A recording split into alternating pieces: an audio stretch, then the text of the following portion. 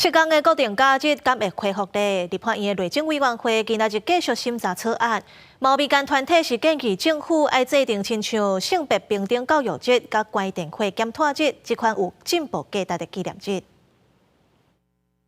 增加国定假日，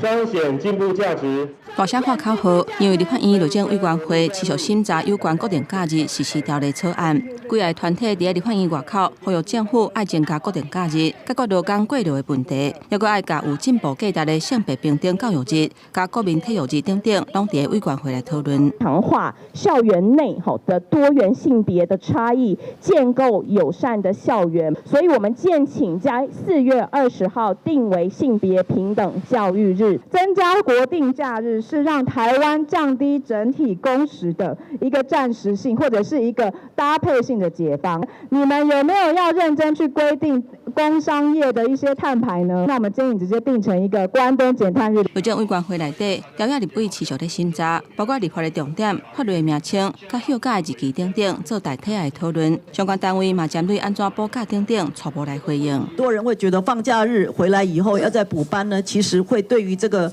不管是上班时候的心情也好，或者是劳动的这个效率呢，不是太高哈。那但是呢，这个是定在实施办法里面，所以它其实是可以调整的。因为国民党讨论的版本未少，根据了解，经过内部的讨论，对围绕政治工、劳动制、教师制、行宪纪念日等等有初步的共识。不过相关草案要爱单调查沟通来讨论。公司新闻台北报道。